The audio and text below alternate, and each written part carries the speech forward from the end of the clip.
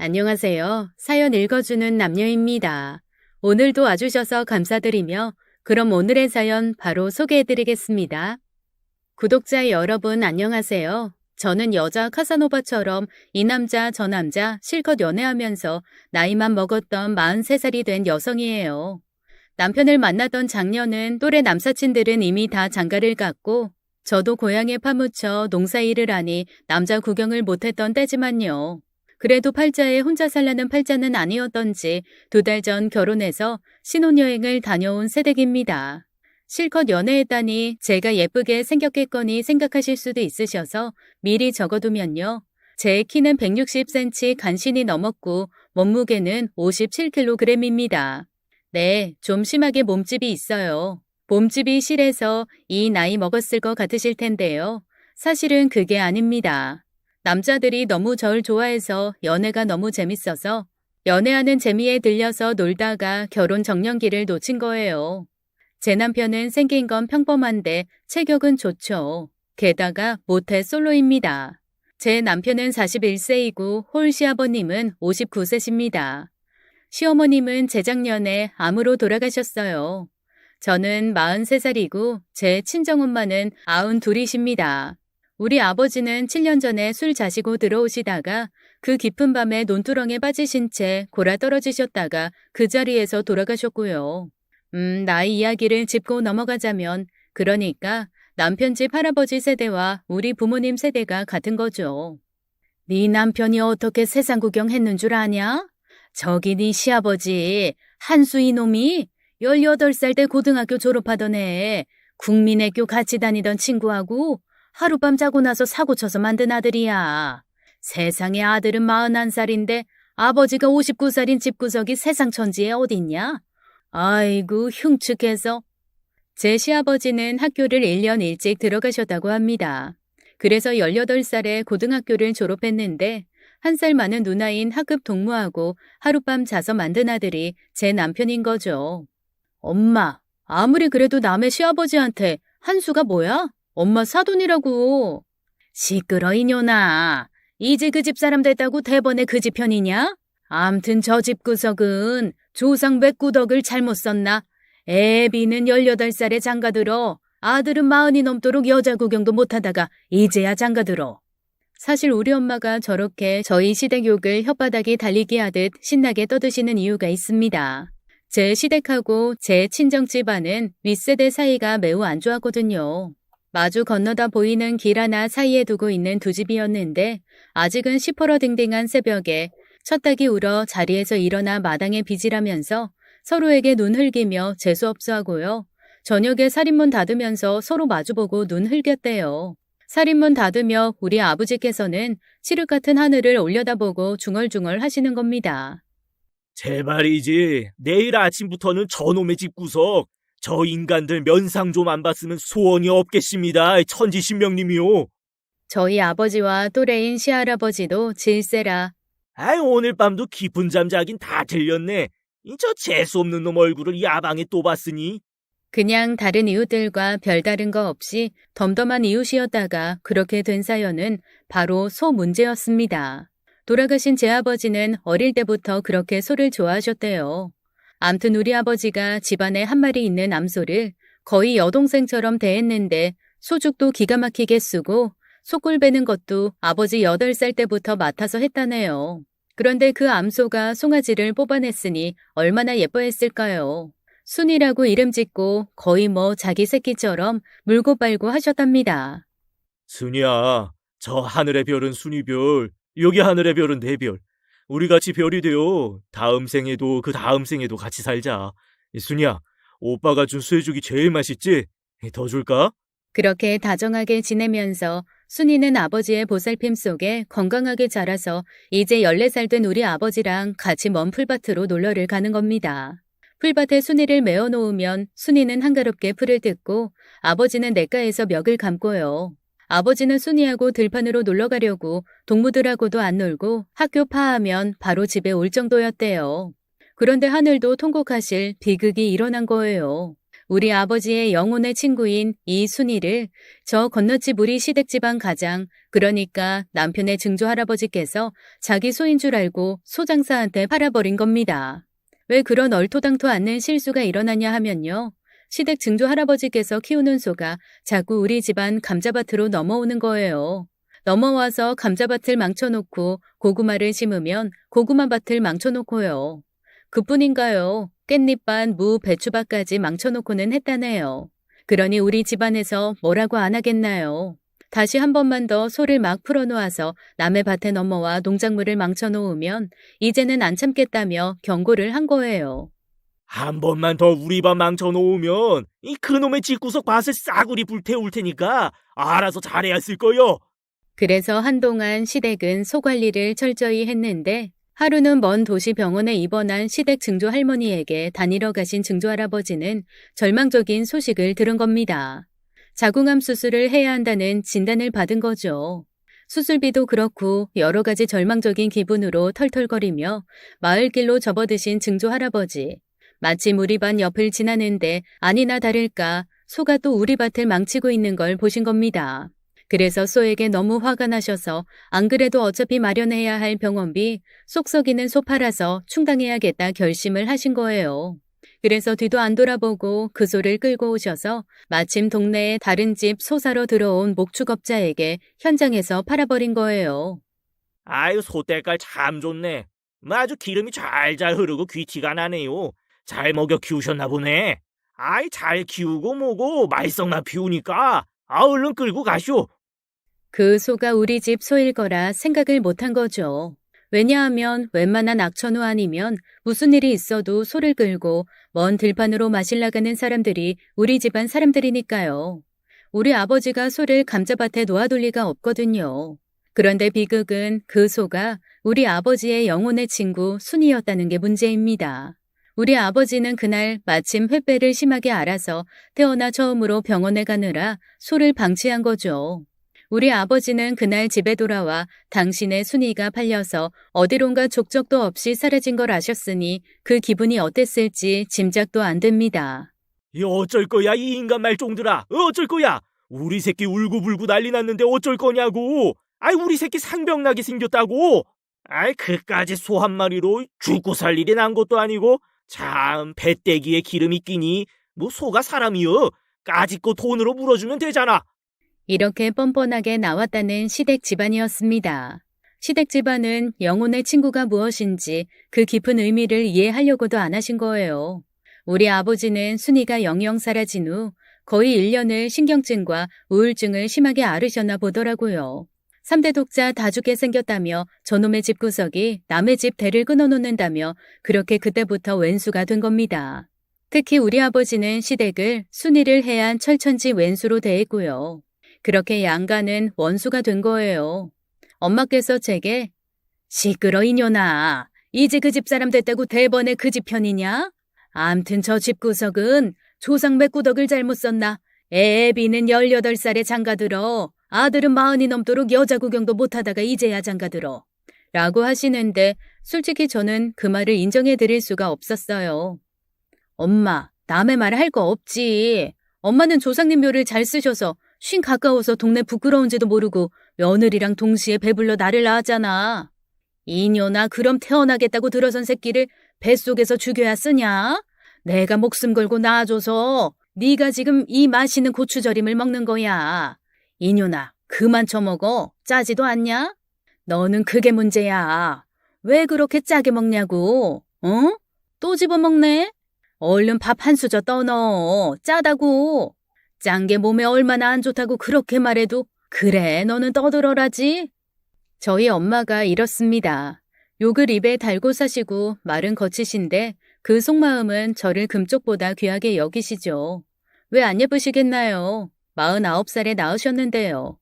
옛날에 누뚱이 낳으면 장수한다더니 우리 엄마가 지금 93이신데도 남의 집 어르신 80살보다 더 젊고 팔팔하십니다. 당시 우리 엄마, 아버지가 저를 들어선 걸 아시고 형제들, 그러니까 우리 삼촌, 고모들은 당연히 중절할 거라 생각했대요. 그런데 우리 부모님 엉뚱하신 거 좀 보세요.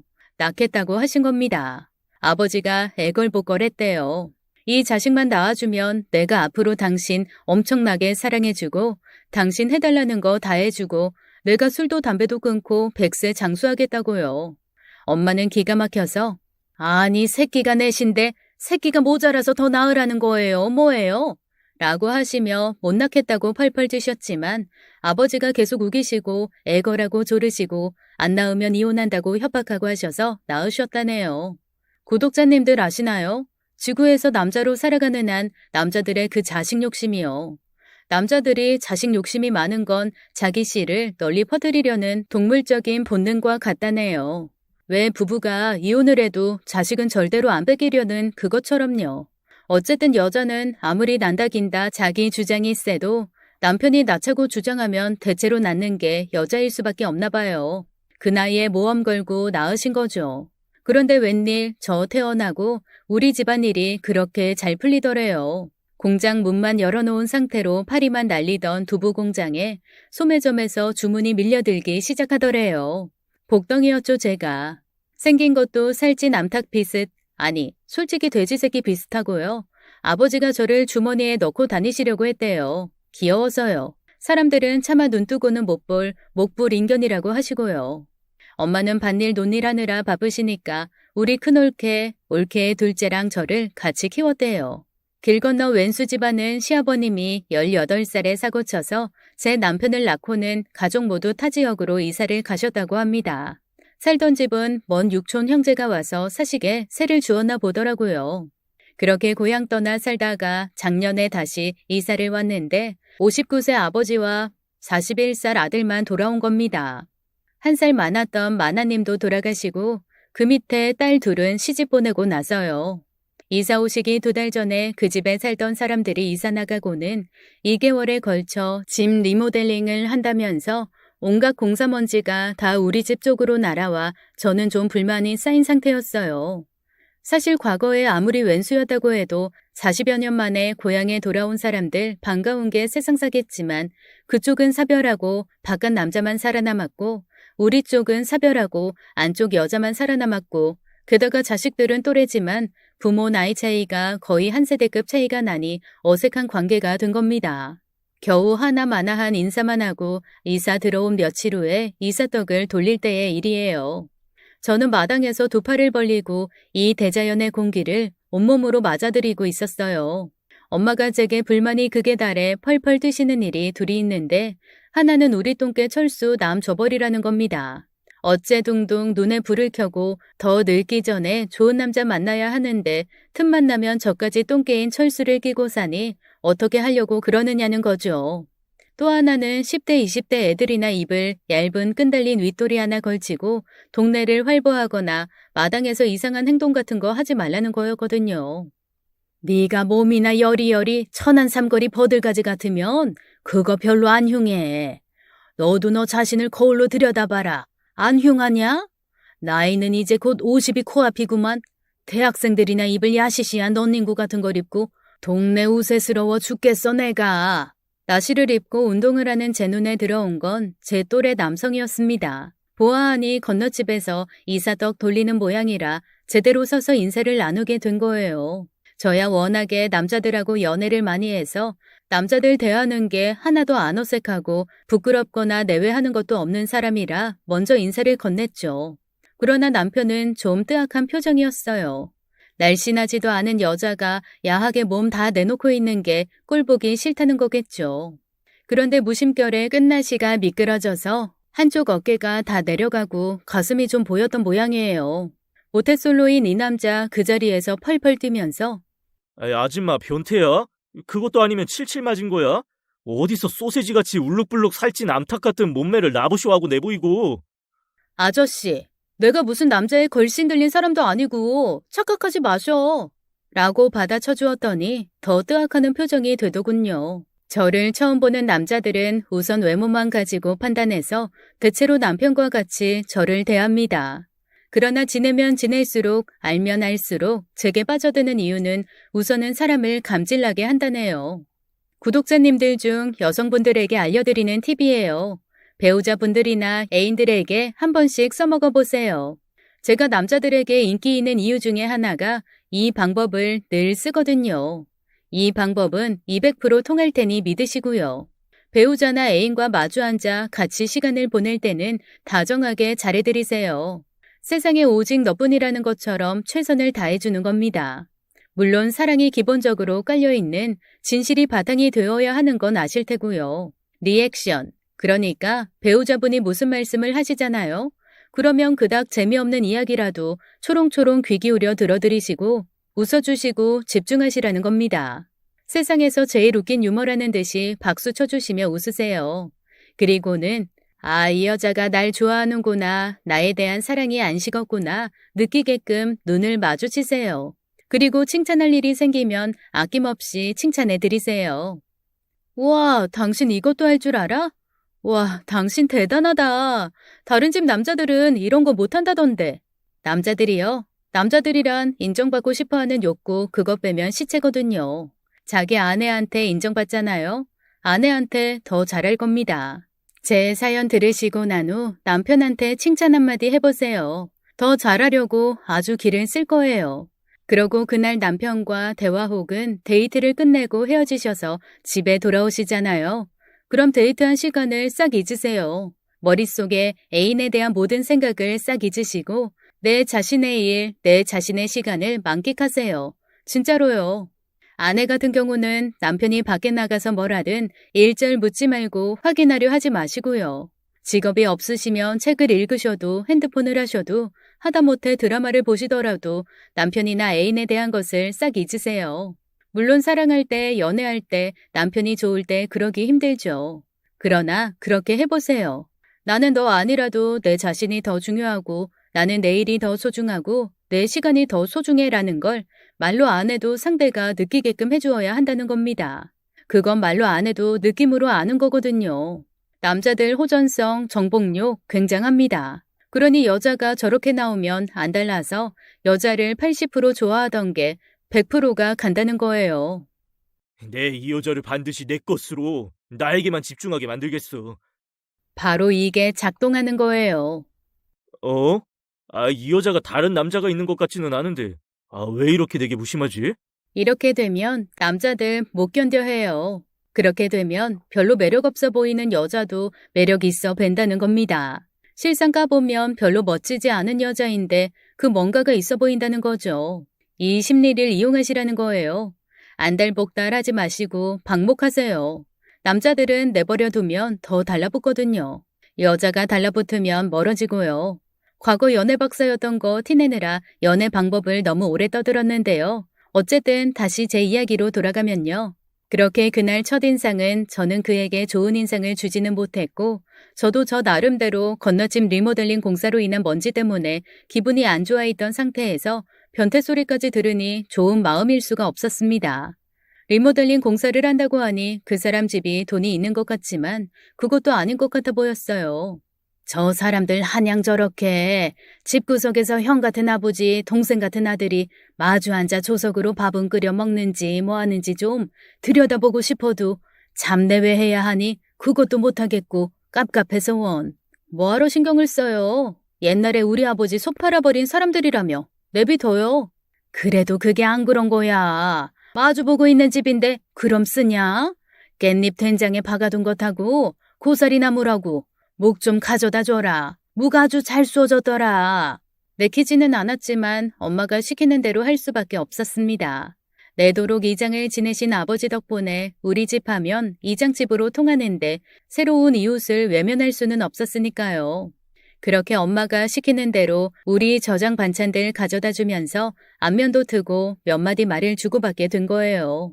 그 사람은 보니까 워낙에 조용한 사람 같고 그 사람 아버지랑 먼저 친해졌습니다. 나중에 결혼 이야기 나올 정도까지 사이가 진척된 후에 알게 된 이야기인데 도대체 뭐 해 먹고 살려고 고향으로 내려왔냐고 하니까 서울에서 먹고 살 게 없으니 서울집을 팔아 서울집값 35% 정도 이 집 전셋값을 돌려주고 나머지 돈을 비축해서 뭔가라도 해보려고 내려온 거더군요. 이 사람 어머니 돌아가실 때 보험이 있으셨다고 해도 암을 낫게 해준다는 거 안 해본 거 없이 다 아느라 돈을 하도 많이 잡아먹어서 빚도 져서 그것도 갚아야 했다고 하더라고요. 결국 집 팔고 여기 리모델링하고 전셋값 돌려주고 하느라 전 재산에서 한 1억 정도의 돈이 남았나 보더라고요. 그 1억 믿고 59세 아버지와 41세 아들이 고향 땅에서 뭔가를 해보려고 내려온 겁니다. 2017년 1월에 있었던 송인서적 부도 사태의 여파로 부자가 같이 파주에서 하던 출판사가 망한 것도 결국 고향으로 내려오게 된 출발점이 됐을 거예요. 그러니까 남편은 대학 졸업 후 내내 출판 쪽에서 몸을 담아온 출판인이었던 거죠. 원래 시인이 되고 싶었던 사람이래요. 그러나 밥 벌어먹고 살기 힘든 게 시인이나 소설가인지라 아버지 밑에서 출판업을 했다고 합니다. 아버지와 동시에 기획한 책 한 권이 대박을 터뜨린 적도 있다는데요. 개 고양이 식용을 반대하는 내용이 담겼다고 하더라고요. 반면 저는 대학 졸업하고 서울에서 직장 생활 2년 하다가 귀농했어요. 저는 사과를 재배하는 과수원을 운영 중입니다. 원래 우리 집안 가업이었어요. 정상적인 나이로 따지면 친구들 내 엄마 아버지 나이에 맞먹는 게 제 위의 형제들입니다. 형제들 다가 공부머리가 뛰어나서 다들 도시에서 자기들 자리 잡아 살고 있어요. 맨 꼬라비로 태어난 저는 공부머리가 없고요. 할 수 있나요? 언니 오빠들이 모두 우리 집안 과수원은 네가 물려받아 해라. 라고 양보를 해주어서 제가 가업을 이어받게 된 거예요. 지금도 엄마는 도대체가 시골 구석에서 농사만 짓다가 다 늙겠다. 그 똥개 철수가 뭐라고 그게 엄마보다 더 좋냐? 엄마 보고는 생전 안 웃으면서 철수 보고는 웃는 그 꼴 보기 싫어서 내가 팔아버리든지 라고 하십니다. 도대체 점잖고 성실한 사람 하나 골라 시집갈 생각은 아예 없는 것 같은 것도 걱정되시는 것 같고요. 결혼식이 놓치고 농사만 드립다 하는 제가 걱정되셔서 애명글면이신 거죠. 여자로 태어난 이상 결혼을 해서 자식을 낳아보고 죽어야 할 거 아냐. 네가 이렇게 처녀귀신으로 살다가 죽으면 네가 남자가 뭔지 알 거나 새끼가 뭔지 알 거나 웬만하면 시집 가봐야 할 거 아니냐고. 내가 너를 혼자 두고 눈이나 제대로 감겠냐? 사람 하나 없는 호랑이 나오는 귀신 나오는 깊디 깊은 산골에다가 말여. 거기다가 너를 혼자 놔두고 죽는 것 같을 거라고 이년아. 그뿐 아니라 제가 하는 농사를 모두 못 믿어워 하세요. 그래서 그 연세에도 제가 운전하는 경운기 뒤에 타고 자주 농사짓는 현장을 따라가시는데요. 제가 볼 때는 하루 왼종일 집에 홀로 계신 게 싫으셔서 같습니다. 그렇게라도 경운기 타고 시골의 아름다운 산천 유람하는 셈치며 먼 과수원이나 밭으로 따라가시는 거 아닐까요? 제 농사 주종목은 사과를 재배하는 과수원이거든요. 부종목이 사실 더 큰 돈이 되는 농사꾼들이 많듯이 저 또한 제철 농사일보다는 특수작물이 돈이 되더라고요. 특수작물로는 아스파라거스, 잔대종근, 슈퍼도라지 이 세 가지를 하는데 투자하는 돈이나 수고에 비해 목돈을 만집니다. 그래도 아무래도 누구나 주종목에 제일 신경이 쓰이잖아요. 제 관심의 대부분은 해발 190m에 5,000평으로 있는 사과밭에 가 있어요. 인근 지역에서는 가장 지대가 높은 곳이 우리 과수원이고 저는 자랑스럽습니다. 해발이 높으면 일교차가 가장 크고 일교차가 커야 과실이 잘 되는 건 알고 계시죠? 햇살이 좋으면 사과의 당도에서 유리하니까요. 그래서 우리 집은 아침 수저 놓자마자 90 넘으신 엄마와 제가 과수원으로 밭으로 가기 바쁩니다. 반면 이웃집 육순도 안 된 아버지와 40 넘은 아들 둘이 어쩌면 똑같은지 모르겠더라고요. 뭐를 해먹고 사나 걱정만 하면서 집에서만 빈둥거리기에 보다 못한 제가 제안을 했습니다. 사실 제 필요에 의해서가 더 크지만요. 사과밭 전지를 해야 하는데 아시다시피 요즘 시골에서 인력 구하기가 얼마나 힘드나요. 차라리 농번기 때는 전문적으로 해주는 인부들을 구하기 쉽지만 전지할 때는 농번기가 아니라 힘들거든요. 그래서 초보의 손이라도 빌려야 하겠기에 이 집 건너 이웃들께 일당을 후하게 주겠으니 와서 일을 해보지 않겠냐고 제안을 한 거예요. 노는이 연불한다고 노시면 뭐 하세요? 귀농하셨으니 돈 벌면서 배우는 거 한번 해보시는 것도 좋을 것 같은데 말이죠. 아무리 당사자들은 다 돌아가시고 안 계신다 하지만 바로 제 아버지와의 싸움을 한 집안이잖아요. 그런데도 저런 제안을 할 수 있었던 것은 세상을 100년 가까이 사신 엄마가 하신 말씀 때문입니다. 죽음 앞에서는 모두 다가 화해하고 살아야 돼.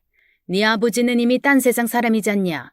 네 아버지 때 일을 가지고 서로 안 좋은 감정이 있을 필요 없단 거야. 서로 필요하면 부탁하고 부탁 들어주고 살아야지. 솔직히 인부를 8, 9명은 써야 될 일이었습니다. 6년 전에 새로 심은 나무들이 제일 잘 되는 중인데 이 나무를 전지하는 작업은 그리 만만하지가 않아요. 가지를 수평이 되게 유인해서 나무 수평을 유지하게끔 해야 약도 잘 받고 우쭐하지 않거든요. 이 일을 하는 인부가 총 7명이었는데요. 남편은 어찌나 약골인지 하루 하더니 못하겠다고 나가 떨어지더라고요. 못하겠다는 사람 굳이 끌고 나와서까지 할 필요는 없을 것 같았습니다. 그래서 가만히 두었더니 이틀 후에 자기가 알아서 다시 나오더군요. 역시 이게 또 밀당이란 남녀 관계에서만 통하는 게 아니라 세상 모든 관계가 이 방법이 먹힙니다. 내비두면 자석처럼 달라붙는 거예요. 그렇게 해서 일을 나오게 되었는데요. 본격적으로 같이 일을 하다 보니 이 사람은 뭐라고 할까 규방의 규수 같다고나 해야 하나요? 새색시같이 조용하고 정리정돈이 깔끔하고 청결하더라고요. 농사일을 하면서도 옷매무새가 단정하기 쉽지 않은데 그것뿐인가요? 손도 하루에 10번 정도는 닦는데 놀랐습니다. 농사일 하다 보면 손이 지저분한 거에 신경 쓸 마음이 없는데 쉬는 시간마다 어김없이 가서 닦더라고요. 반면 남편 표현에 의하면 저는 매사에 여기저기 흘리고 다니고 주위가 너저분하고 질서 없기가 이루 말할 수 없다고 하더라고요. 오죽하면 차 안에 온갖 신발, 구두 그리고 양치컵 같은 게 들어가 있을까요? 일을 같이 하게 된 무렵의 일이었어요. 하루는 저장 창고에 달린 화장실에서 작은 일을 시원하게 보고 나오는데 문 밖에서 이 사람이 기다리고 있더라고요. 저 나온 다음에 들어간 이 사람이 안에서 장탄식을 하는 거예요. 소변을 보고 제가 물을 안 내리고 나온 거죠. 아이, 더러워 죽겠어요. 어떻게 여자가. 거기서 여자가 왜 나와요? 사람이 좀 타고나길 워낙에 깜빡깜빡 잘해서 그래요. 그거 물 한 번 안 내린다고 뭐 큰일 나요? 아니, 어떻게 뒤에 사람 생각을 안 하냐는 겁니다. 대신 내려줬잖아요. 그럼 된 거죠? 이런 불협화음을 시작으로 이 사람과 저는 비슷한 점이 좋아하는 취미도 같은 게 하나도 없었습니다. 남편은 쉬는 시간이면 다 같이 어울려 수다 떠는 무리에서 떨어져 있더라고요. 혼자 조용히 시집이나 책을 붙잡고 있거나 밥도 늘 외따로 맨 끝에 앉아 있는 듯 없는 듯 먹는 사람, 지독하게 홀로인 사람인 거죠. 그와 반대로 저는 무리에 섞여서 웃고 떠들고 사람 속에 속해 있길 좋아합니다. 뿐만 아니라 저는 이미 일에 이골이 난 사람이었어요. 제가 나뭇가지 사이를 헤쳐가며 일을 해내는 추임새를 그 사람이 유심히 지켜보더군요. 자기와는 다르니까요. 저를 뜨악하게 여기다가 이 사람이 제게 살며시 마음이 열린 계기가 있었다고 합니다. 사람이 어찌나 구수하고 쾌활하고 배려 있고 격 없고 좋아 보였는지 몰라. 같이 있는 사람 마음 하나는 편하게 해주겠구나 싶었지. 과수원에서 일을 할 때 인부들 점심은 읍 식당에서 새참을 데워 먹는데 그날은 식당에서 배달을 안 해준다고 하더라고요. 그래서 우리 모두 다가 봉고차에 타고 읍에 나가서 먹었어요.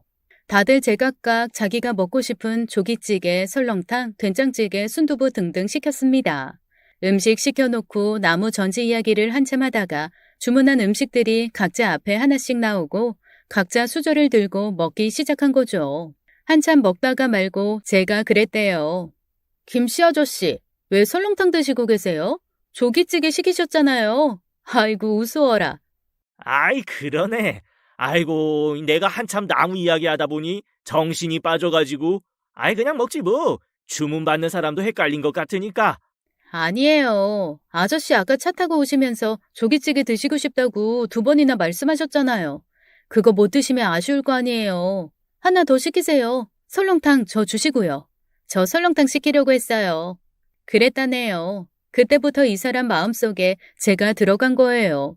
일할 때고 같이 밥 먹을 때고 중간 간식 시간에도 무람 없이 대해주니까 모태솔로인 이 사람이 마음이 싱숭생숭해지는 거죠. 그러나 자기한테만 그런 게 아니라 인부 아저씨들에게도 똑같이 대하거든요. 전지가 끝난 어느 날이었대요. 다음 날 살균제 도포하는 일과 장가지 파쇄 작업 문제로 저녁에 남편이 카톡을 했답니다. 저는 그 기억은 없거든요. 일 이야기니까 제가 바로바로 반응과 답을 해주더래요. 그렇게 신나게 대화하다가 일 이야기를 마무리 짓고 개인적인 이야기를 해볼까 하고 있는데 제가 갑자기 읽고 싶더래요. 대화가 또 끊긴 거죠. 안절부절 안달이 난 상태에서 잠이 들었는데 다음날 아침에 일어나 업무적인 문제로 다시 카톡을 보냈더니 아무렇지도 않게 제가 답신을 보내답니다. 아, 어제 잠깐 뭐 하느라 그랬어요. 그러니까 이 사람이 더욱 미치는 겁니다. 연애 경험이 단 한 번도 없는 시인 지망생. 저의 마음을 알아낼 방법이 없는 거예요. 게다가 이 사람은 모태솔로에다가 혈액형은 A형입니다. 소심의 극치인 거죠. 자기가 제게 관심 있다고 해서 절대 먼저 마음 표현하지 못하거든요. 절대 먼저 손잡자고 못하고, 절대 먼저 뽀뽀하자고 못하고, 절대 먼저 호텔 가자는 말 못합니다. 혼자서 애태우며 아침에 출근해 나올 때마다 결심을 했다고 하네요. 오늘은 무슨 일 있어도 주말에 읍에 나가서 커피 한잔 하자고 해야지. 오늘 저녁엔 자기 전에 무슨 일이 있어도 이 카톡으로 대화 나누어야지. 이렇게요. 그러나 마음만은 절절한데 그게 행동으로 옮겨지는 게 안 되는 겁니다. 매사에 머뭇거리느라요. 연애 한 번 안 해본 사람이라 더욱 용기가 없는 거죠. 늘 주위에서 뱅뱅 돌다가 소심한 남편을 앞으로 나서게 만드는 사건이 발생했는데요. 우리 과수원에 남편보다 체격 좋고 남편보다 어린 총각 38살의 남성이 나타난 겁니다. 트랙터로 장가지 파쇄 작업을 해주러 온 사람이죠.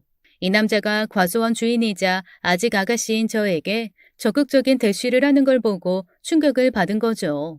제가 남자들에게 얼마나 인기가 있나 제 외모만 보고는 처음에는 감지도 못하다가 인부들과 다 같이 어울려 일을 할 때 인부들이 저를 편안하게 여기면서도 그냥 사람 자체로 좋아하는 것도 지켜보았거든요. 또 딱 그것만도 아닌 게 약간 여자로도 보는 것 같아서 질투 반 동조 반이었는데요. 38세 건장한 남성이 열렬하게 대쉬를 하니 초조해진 거죠. 내가 이렇게 만사 어물쩡거리다가 저 괜찮은 여자를 빼앗길 수도 있겠구나. 싶은 마음이 들었겠죠. 안 달라서 죽겠는데 그렇다고 앞으로 나서지는 못하겠고 결국은 알아두은 겁니다. 자기 아들이 끙끙 앓는 걸 본 시아버지는 아들을 다잡아 일으켜 세워 물어보았겠죠. 무슨 일로 그러냐고요. 이 사람들은 아버지와 아들이 아니라 친구라고 봐도 무방합니다. 결국 저를 좋아한다는 고백을 들은 시아버지는 아들 축하한다. 드디어 너도 좋아하는 여자가 생겼으니 더 늦기 전에 장가가자 아들아. 아버지 그 여자 어떤 줄 아세요? 오줌 누구 물도 안 내리고요. 손도 하루에 한두 번 닦을까 말까고요. 일절 치우지도 않고 여기저기 막 너저분하고요. 임마 그런 거 하나도 안 중요해. 너 치우는 거 청소하는 거 좋아하잖아. 네가 치워줘가며 살면 돼. 장가가자 아들. 남들 한번 장가 갔다가 다시 돌아와 또 가는 장가. 너는 뭐가 모자라서 한 번도 못 가냐. 사내로 세상에 나왔으면 자기 씨는 봐야 할 거 아니야. 장가가자 아들. 아버지 봐라. 18살에 너를 봤잖아. 18살에 사고쳐서 아들 낳은 걸 자랑이라고 떠드신 거죠. 자기 아버지의 이런 응원을 하시는 걸 보니까 며느리감으로 싫으셨으면 그런 말 하실 리 없고 아버지 눈에도 저 여자가 괜찮게 보인 건가 싶더래요. 그리고 씨 자식 이런 소리 들으니까 이 세상에서 자기만 자식 없는 것 같고 더욱 초조해지더랍니다. 박탈감이 두려운 거죠. 세상 남자들 다들 자기 번식을 하는데 나는 못하는 거 아닌가 하는 두려움이요. 그래서 용기를 내어서 했다는 거 좀 보세요. 그날 과수원 일 끝나고 그 38살 인부의 자동차를 타고 마을로 돌아오려는 제 앞을 가로막은 거예요. 그리고선 짐 실는 자기 트럭에다가 저를 태우더라고요. 어찌나 박력 있던지 저는 깜짝 놀랐습니다. 그때서야 이 사람 마음을 알았으니까요. 그런데 차 타고 오는 내내 아무 말 없고 집 앞에 내려주고 그게 또 끝인 겁니다. 더 이상의 진전이 없는 거죠. 사람이라는 게 남녀 상열지사란 게 이런 자그마한 자극에도 설레이는 거라요. 저도 그날 처음 남편의 마음을 알고는 남편이 신경 쓰이더라고요. 그런데 문제는 그 사이에 저희 시아버지께서 당신 엄마 벌되는 저희 엄마, 그러니까 장래 사돈에게 넌지시 중매 비슷한 의향을 비치신 거예요. 아줌니 그러니까요. 우리가 비록 윗대에서는 서로 안 좋았지만 자식들은 인연인가 보니 어떻게 총각 귀신이 처녀 귀신은 면하게 해줘야 하잖아요. 저도 친손자도 좀 만나보고 싶은 마음이 굴뚝 같습니다. 저는요. 제 마음 같아서는요. 지금 청첩장 찍는 인쇄소에 달려가고 싶은 마음뿐이라오. 그런데 참 장례사 돈 궁금해서 그러니까 오해는 마시고요. 혹시 그 짝 아들 그 짝처럼 그게 빨라서 어디다가 아들 딸 골고루 막 낳아놓고 그런 거 아니죠? 그런 의미에서 보증서를 하나 써줘야겠는데. 아이, 당장에 이 자리에서 보증서 10장도 써드릴 수 있어요. 뿐이게요, 혈서도 쓸 수 있습니다. 그러니까 그 부분에서는 걱정을 마세요. 우리 아들이 워낙에 숫기가 없어서 그게 오히려 걱정 아닙니까? 저희 엄마 입장에서는 세상에 이런 기쁜 소식이 없는 거죠. 짝 안 지어주고 세상 뗄까봐 안달이 나 있는 상태셨으니까요. 그런데 그것도 제 혼자리가 아닌 초혼의 멀쩡한 총각이 좋다고 하니까 자다가도 벌떡 일어나셔서 이게 웬 떡이냐 싶으셨답니다. 우선은 이 딸을 임자 나섰을 때 빨리 치워버려야 하는데 이 강아지 철수가 눈에 가시로 보이신 거죠. 제가 시집갈 생각 없이 늘어져 있는 게 꼭 저 철수 예뻐하느라 거기에 빠져서 시집을 못 가는 것처럼 과대망상에 빠지신 거예요. 구독자님들, 강아지를 지나치게 예뻐하면 손이 귀하다는 옛말이 있긴 있죠 왜? 엄마 입장에서는 제가 지금 바로 시집 간다고 해도 가뜩이나 늦은 혼사잖아요. 가서 하루빨리 자손을 낳는 게 가장 중요하게 다가오신 엄마는 마음이 급해지셔서 일을 치신 거예요. 오냐, 읍의 개장수 번호가 어디 있었는데? 읍의 개장수는 연락을 받고 바로 오고 우리 철수를 데려간 겁니다. 저는 그날 해가 뉘엿뉘엿 넘어갈 때 과수원에서 힘든 일을 마치고 집으로 돌아와 여느 때처럼 철수부터 찾았습니다. 철수가 집에 있나요? 없죠. 목줄만 덩그러니 남았고 정작 목줄 주인은 없어진 거예요. 엄마가 이런 식으로 개를 팔아버린 게 한두 번이 아니었기 때문에 저는 금방 눈치를 채고 울음이 터졌습니다. 엄마는 어떻게 이럴 수가 있어? 내가 철수를 얼마나 귀여워하는지 알면서. 엄마, 지금이 도대체 몇 번째야? 철수. 새끼 낳아서 철수라고 이름 지어줘라. 철수. 엄마를 그렇게 한번 찾아보라고. 너 엄마가 없어졌다고 해도 그렇게 울래? 자식 키워봐야 헛거야. 우리 집 마당에서 울음소리가 낭자하니 건너집 마당에 있던 남편이 한달음에 달려왔습니다. 사태 파악을 한 남편은 당장에 트럭을 몰고 읍 시장에를 쫓아간 거예요. 남편은 이게 제 일이 아니었다 해도 아마 다른 집 일이었다 해도 할 수 있는 일을 해줬을 겁니다. 남편은 개 식용을 누구보다 반대한 사람이니까요. 읍에 있는 시장에 갔더니 우리 철수는 없고 개를 사간 사장님은 함구하더래요. 사실 이런 거래야 돈을 건네주면 그걸로 거래 끝이라 상대가 입을 안 열면 더 이상 추궁을 못하는 거잖아요. 남편은 최후의 수단을 썼습니다. 사장님, 이게 사장님한테는 일상 속에 반복되는 하나의 거래인지 몰라도 제게는 일생일대가 걸린 일이에요. 그 강아지 진짜 주인이 올드미스인데 제가 좋아하는 사람이거든요. 제가 결혼하고 싶어서 죽겠는데 그 사람이 저를 안 쳐다봐요. 사장님, 저 모태솔로입니다. 이 노총각 장가 한번 가보고 죽어야 하잖아요. 이 개를 찾아가면 그 사람이 꼭 제게 와줄 것 같아요. 이 노총각 하나 구제한다는 셈치고 도와주십시오. 이렇게 절절하게 애원을 하는데 안 들어줄 사람은 드물죠.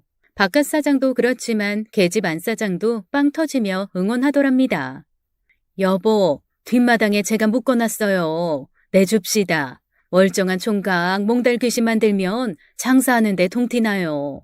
그렇게 남편이 찾아온 철수를 품에 안은 저는 다른 거 없이 그저 제 남편이 여태와는 다르게 보이는 거죠.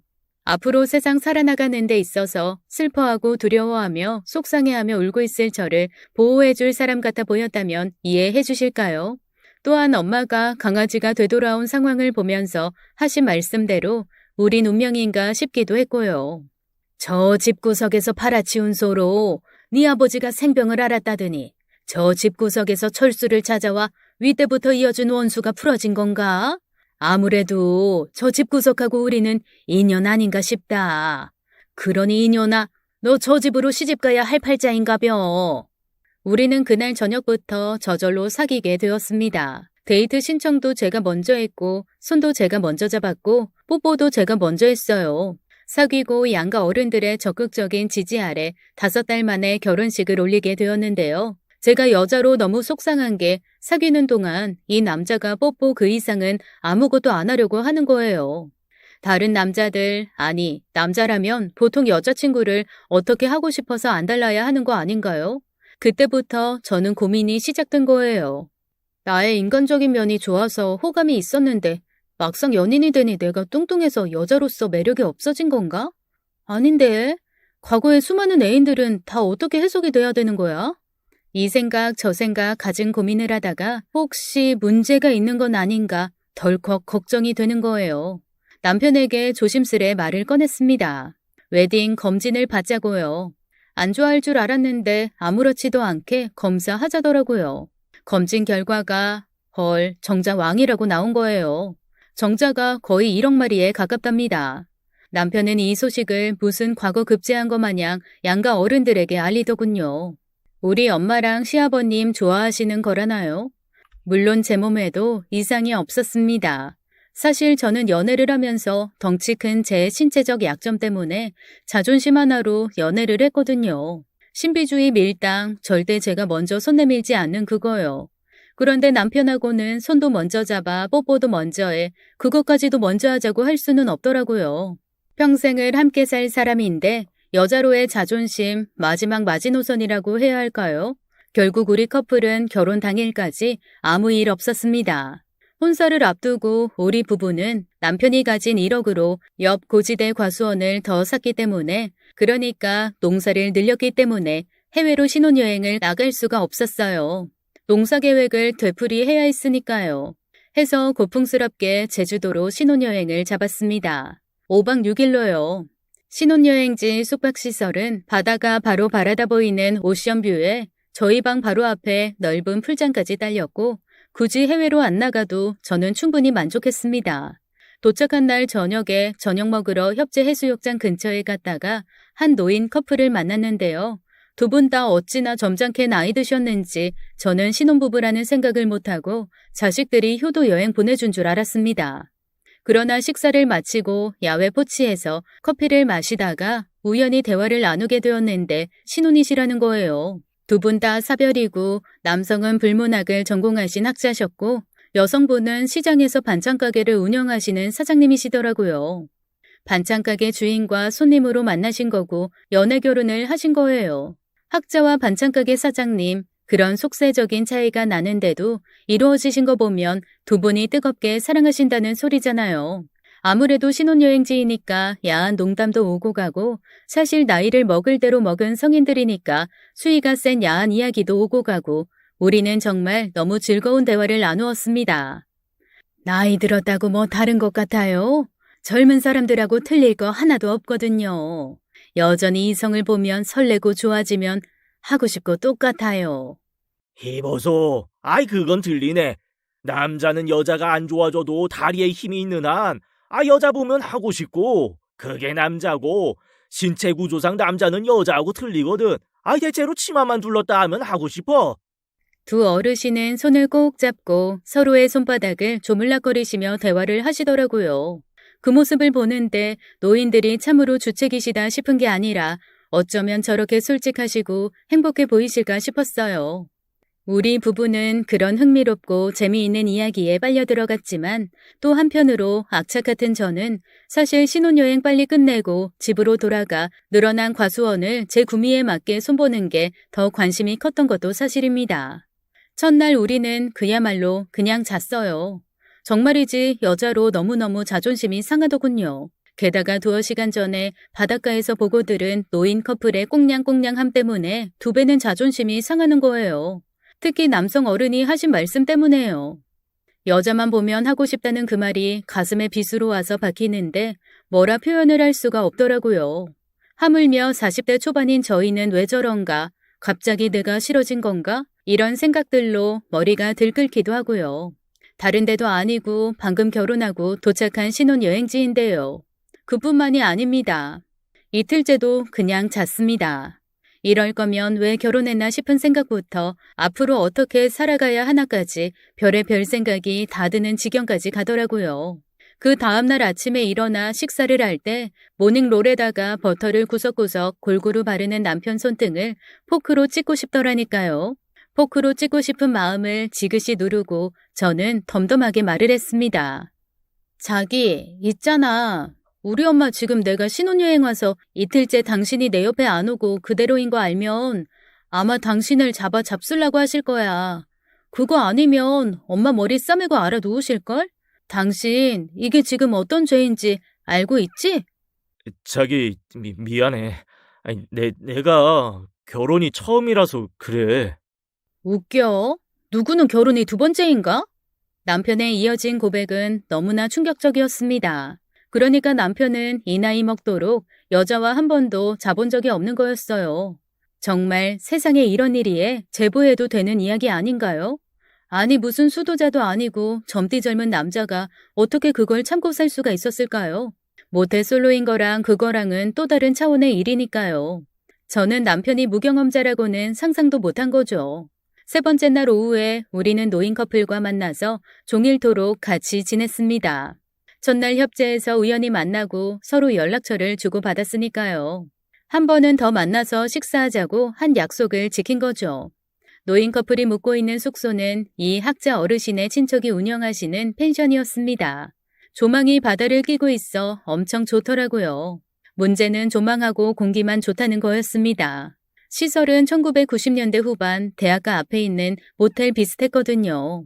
그래도 소나무 숲안에 지어져 공기는 다시 없을 공기에다가요.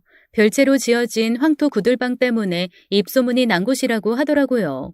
펜션 주인이 직접 구두를 놔서 지었는데 그 방에서 자고 나면 몸이 확 풀린다네요. 온몸을 낙신낙신 지진 느낌이래요. 아무튼 확실히 틀리다고 하도 자랑을 하셔서 저희도 하룻밤 묵어가기로 했습니다. 바비큐를 할 수 있는 장소인 정원은 정원이랄 것도 없었어요. 한켠에는 평상을 펴놓고 한쪽에는 편의점 앞에 두는 파라솔 5개가 있더군요.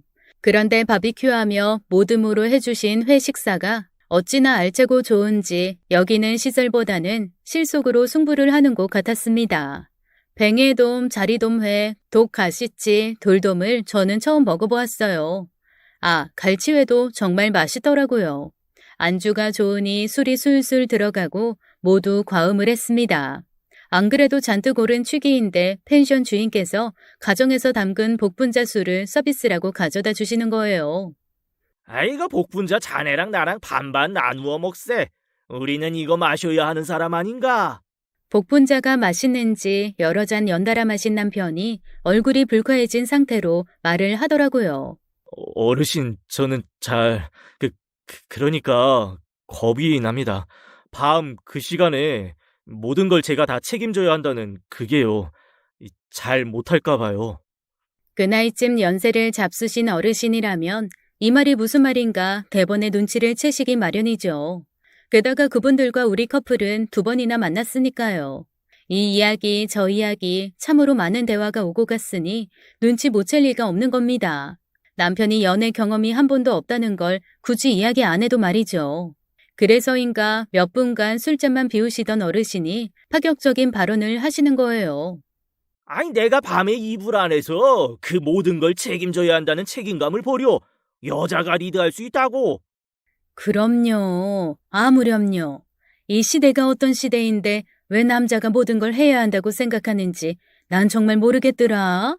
우리 커플만 해도 내가 리드해요. 당신 말이 맞아. 여성이 자기 권리를 주장하는 시대잖아. 여성들도 그 시간에 대한 책임감을 가져야 해. 아니, 마찬가지로 남자 쪽은 이제는 좀 어느 정도 편한 마음으로 임해도 된다고. 아니, 나 봐. 나 되게 편하거든. 이어진 2분의 남녀 상열지사 강의는 참으로 유쾌 상쾌했습니다. 한 방에 혹은 여러 방에 상대를 홍콩 보내는 법까지 정말 묘수가 많았는데 여기 사연에 적기에는 좀 부끄럽고요. 제가 가장 빵 터졌던 이야기는 일단 위로 올라가는 사람이 주도권을 잡는 거거든요. 절대 주도권을 빼앗기면 안 되는 게 거기서 오는 즐거움이 만만치 않아요. 이 어르신들 같이 솔직하고 유쾌하고 즐겁게 보내는 분들이 얼마나 많으실까요? 저는 사실 어른들이 드러내놓지 않을 뿐이지 많다고 확신합니다. 이분들 이야기를 듣다 보니 노년을 활기차게 보낼 수 있다면 재혼도 적극 권해볼 만하다는 생각이 들더라고요. 남편의 대답도 만만치 않았습니다. 어르신들의 명강의를 지팡이 삼아 무슨 일이 있어도 오늘 밤 요강 몇 개 작사를 내겠습니다. 어쨌든 그날 남편은 온갖 테크닉에 관한 강의를 현장에서 두 어르신께 들었습니다. 밤 11시가 다 된 시각 여성 어른이 졸리신지 먼저 일어나시더군요. 저도 따라 일어났습니다. 나란히 붙은 방에 각자 방문을 열고 들어가는데 여성 어른이 제게 눈을 찡긋하시는 거예요. 오늘 밤 잘해보란 파이팅이셨을 겁니다. 아무려나 그날 밤도 허사일 것 같았던 게요. 남자들은 아주 날 잡은 듯 신이 나서 한참을 더 마셔야 끝나겠으니까요. 밀려드는 파도 소리를 즐길 사이도 없이 정말 구들장이 따끈따끈 눕자마자 잠이 들었나 보더라고요. 취기로 잠에 빠졌다가 웬 소란함에 잠이 깼습니다. 옆자리를 보니 남편은 아직 안 들어왔고 이게 바로 새 신부의 독수 공방인 거죠. 인간이 가지가지로 속을 썩이네. 오늘도 그냥 지나가겠다 이거지? 정말 이러니까 내가 되게 밝히는 것 같고 이게 무슨 짓인지 도대체 알 수가 없네. 차라리 혼자 살 걸 그랬나? 이렇게 신세한탄을 하는데 정원이 다시 소란스럽더군요. 왁자지껄 남자들 여럿이 떠드는 소리인 것 같아 궁금해서 나가보았습니다. 세상에, 어르신 저 혈기를 어쩔까요? 술 취한 남성 어르신께서 다른 남성 어르신 셋과 싸움이 붙으신 거예요. 사실 그 와중에도 저는 제 남편 안위가 제일인지라 남편부터 찾았죠.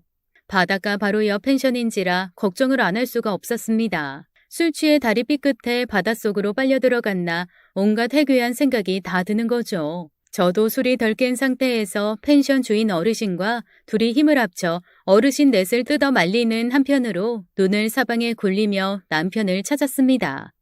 어이구, 참 속을 어지간히도 썩인다. 뭐? 요강을 몇 개 부셔? 사방 둘러보아도 없었어요. 묻고 싶어도 서로 멱살 주시며 큰소리 내기 바쁘신 어르신이 대답해 줄 리 만무하고요. 애가 타는 제 눈길에 쪽마루 밑이 들어오더군요.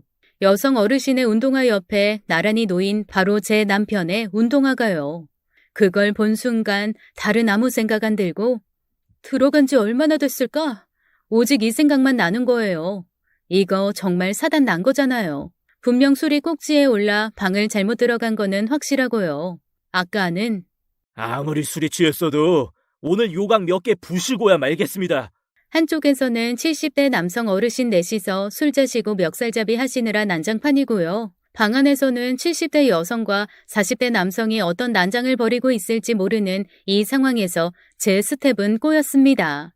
뛰어가려 해도 뛰어지지가 않는 거예요.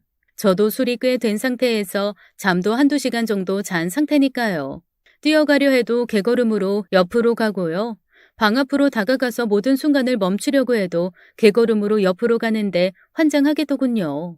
아마도 마음이 급하고 당황해서 더 그랬겠죠. 갑자기 제 머릿속에 떠오른 획기적인 생각이 있었으니 이 문명의 시대 2023년에는 핸드폰이 존재한다는 것을요. 남편에게 전화를 했습니다. 바로 받더군요. 자기, 지금 거기서 뭐해? 자기 진짜 잘 잔다. 어떻게 내가 씻는 소리도 모르고 자냐? 그래서 지금 뭐 하고 있냐고. 뭐 하긴 자기 바지를 야하게 더듬고 있지. 근데 자기 다리 너무 쭈글쭈글하다. 그 탱탱하던 뚱다리가 왜 이렇게 쭈글쭈글하게 느껴지냐?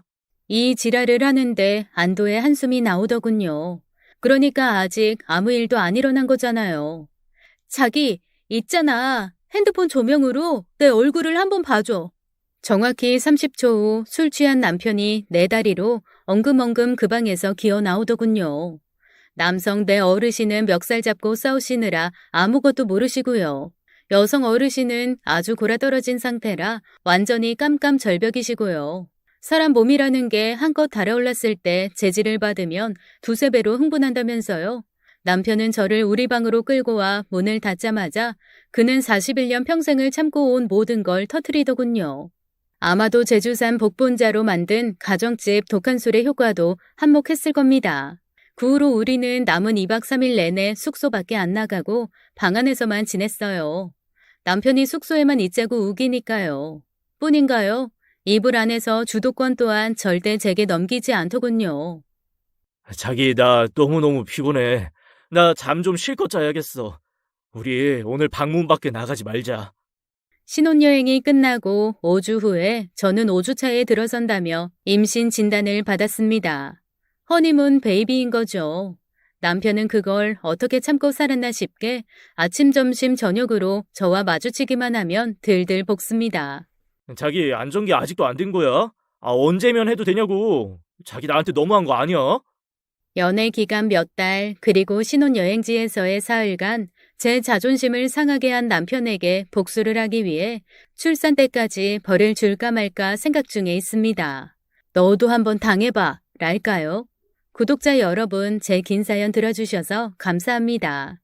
지금까지 사연 읽어주는 남녀였습니다. 끝까지 함께 해주신 여러분 감사드리며 저희는 다음 사연으로 돌아올게요. 감사합니다.